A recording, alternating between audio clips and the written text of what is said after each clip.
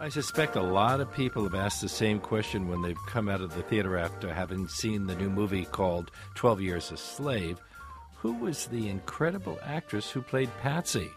It's understandable that they don't know her name because this role marks the feature film debut of a Kenyan actress named Lupita Nyong'o. The other names attached to the film are quite familiar, though. Michael Fassbender, Chiwetel Ejiofor are in the starring roles, and then there are a lot of other Hollywood heavyweights: Brad Pitt, Paul Giamatti, Alfred Woodard, Sarah Paulson, Benedict Cumberbatch, and Paul Dano. And the film is directed by Steve McQueen. It opened last month, and it's at theaters all around town. Lupita Nyong'o is already being touted as a leading nominee for Supporting Actress Oscar. It is with great pleasure that I welcome her to our show today. Hello. Hello. Thank you. Now, Patsey, who's the enslaved mistress of Edwin Epps, the master of the cotton plantation, is not only his most industrious worker, but because she's also the object of his sexual fascination, she's raped, she's whipped, she's beaten. Isn't that a pretty demanding role for someone who's making her film debut? Yes. Yes, most definitely. Patsey was a lofty character to take on, and by far the most challenging and rewarding role I've played to date. And then, to make it tougher, wasn't the film shot in Louisiana in 100-degree plus temperatures? Yes, but then, again, that was the truth of where these atrocities took place. So that was actually quite useful. So when people are perspiring, they're really perspiring. You're not just spraying them with water. Absolutely not. You'd already directed a film of your own. Do you think that because you came to this role a little older and with more life experience than most actors would have for their first major role, that it made it easier for you?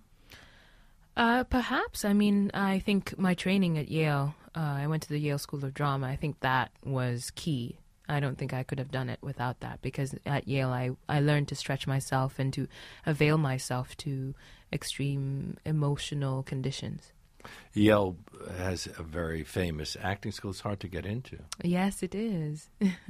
Is Michael Fassbender as obsessive and mean as Epps, the character he plays? No, absolutely not. Michael is actually a very bright, warm, fun person to be around. So it must be weird to then suddenly go into these other roles. Well, it's not weird because that's what we do as actors, you know? We take on circumstances that are far from our own. Is it fair to say that you have a somewhat odd history? You were born in Mexico, which I assume accounts for your first name. Yes. Mm-hmm. What were your parents doing there? Your father is a professor of political science and now a member of the Kenyan parliament. Yes, my father was in political exile at the time that I was born. So I was born in the last year of 3 years that he was there. So he was a dissident during the time of Daniel Arap Moi? A dissident? Well, he was an opponent to that you could government. say that, yes. And that also led to him being thrown into prison. Yes, he was detained a few times. Yep, that is true. How old were you when he would disappear? I mean, it happened in my childhood, you know. Now, Kenya is in East Africa, so wasn't it relatively unaffected by the slave trade? No, we had a slave trade, but it just didn't come in this direction. It didn't come to the New World. No. Is the history of the slave trade in the New World and to the U.S., the Caribbean, and South America taught in Kenyan schools? Yes, I remember learning something about it, but I don't remember it in any great detail. It was just part of world history. So what I learned from other experiences, like watching Roots, and also this film has been a major educator for me. The slave trade in East Africa would have gone north into some of the Arab countries? Or? Yes. So you did a lot of research for this, I imagine. Mm-hmm. Did you read Solomon Northup's memoir that the film is based on? Yes, I read it many times, and it gave a lot of indication as to who Patsey was.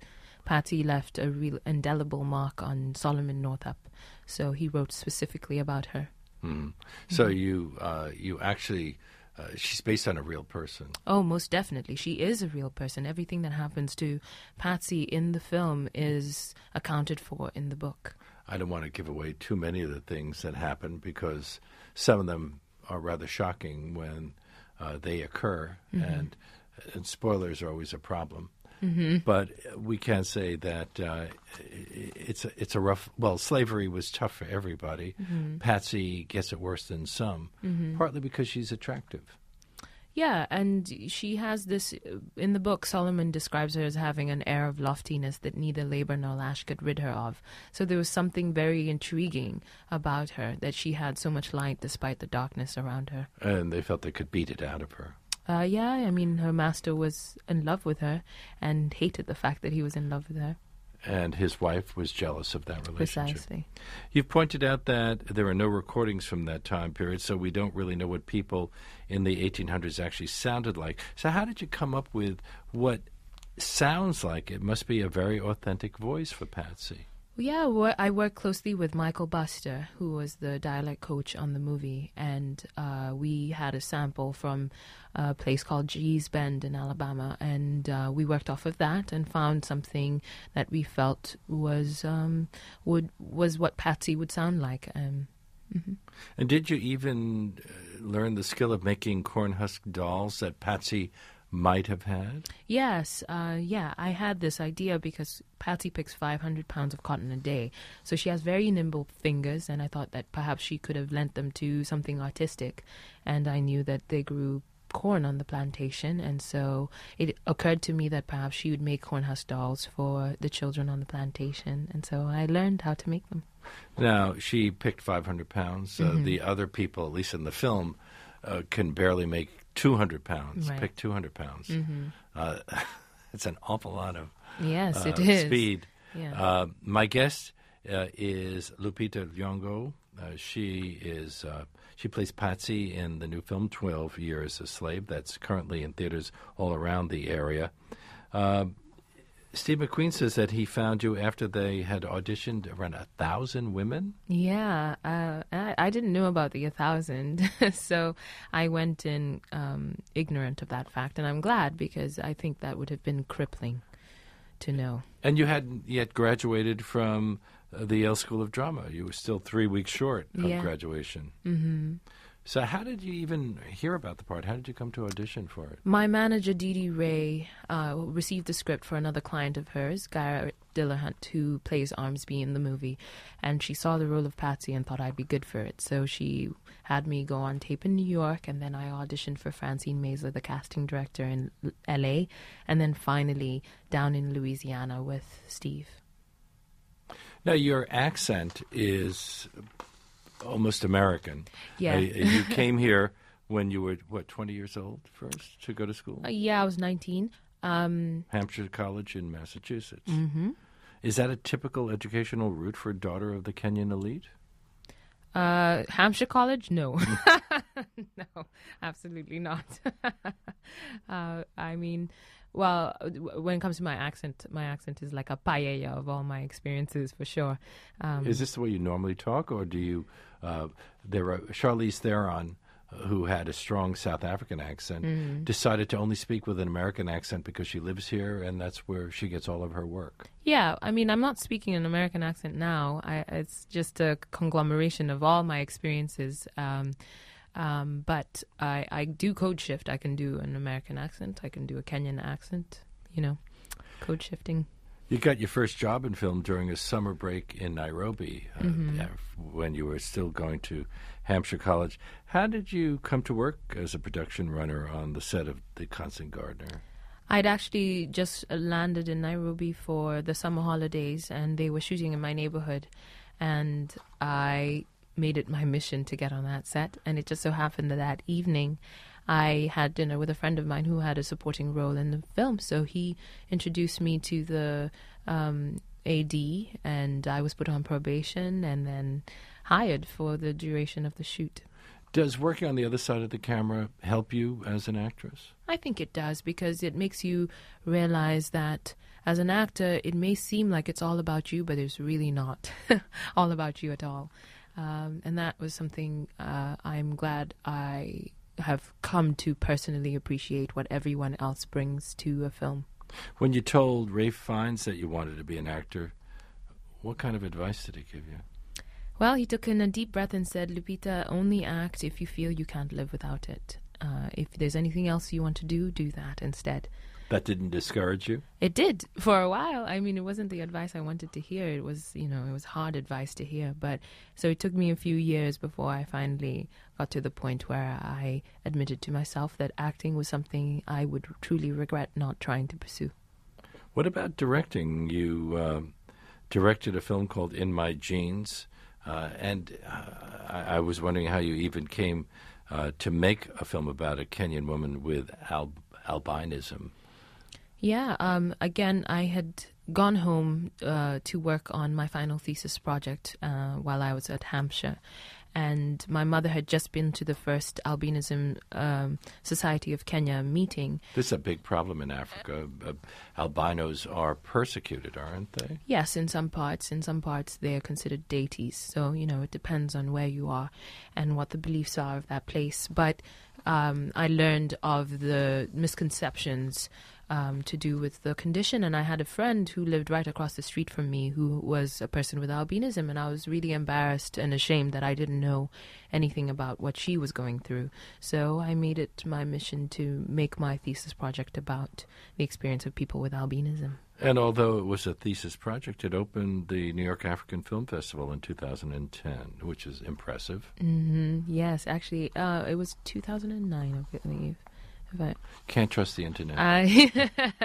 Yeah, but anyway, yes, and that was a major honor, and it, actually the same theater that 12 Years a Slave premiered in, so that was of sentimental significance to me. Do you want to do more directing? I'm interested in directing documentary and creative producing narrative. Well, you seem to want to do a lot of different things. I hear you also started a book club. Oh dear God! Yes, I did, because I feel reading is really important to me. I don't enjoy it as much as I wish I did, and so I thought I would start a book club to ensure that I read. Well, things like Solomon Northup's book on his experiences as a slave. Yes. Most actors wind up just reading scripts. Mm-hmm. I'm assuming, but we've had a fair number of actors who've come here also with novels, because the whole idea of getting into a character often leads to creating your own characters. Yes, that's true, and books are a great place to find material. So now you live in Brooklyn? Yes, I do. Could you make a living, a career as an actor in Kenya? I'm not entirely sure. I mean, that was one of the reasons that I, for so long, did not want to admit that I wanted to be an actor, because I didn't know anyone who was making a living just out of being an actor in Kenya. Well, you had appeared on a TV drama, hadn't you? Well, that was right before I left. I came to Yale. It was actually 2 weeks before I joined Yale that happened. And yes, but I know many actors, but they do lots of other things as well. Kenya has a fledgling film industry, and that I'm proud of, and I look forward to seeing what comes out of Kenya. Well, more films are being made in West Africa, Nigeria, and Senegal, but you would be just as foreign if you went there as if you went to Bolivia to make movies, I suspect. I don't know. I haven't been to West Africa yet.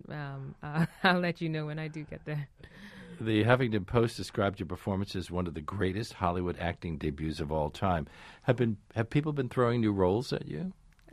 I don't know about throwing new roles. Your phone ring a lot? Well, luckily not necessarily my phone. No, it's an exciting time. I'm really happy to have this time to promote 12 Years a Slave, because it deserves my full attention, and I have faith that something will come up in the future. And yes, definitely talking to producers and directors and looking for the next best thing. Well, you are in another film that's coming up soon called Non-Stop. Yes. A very different kind of role than Patsey. Yes, indeed. When will that be released? That comes out February 28th, I believe, 2014. Meanwhile, this film, you say you feel is a very important film. Mm-hmm. Do you think that in talking to people, have you found that Americans are somewhat unaware of our own history in this regard?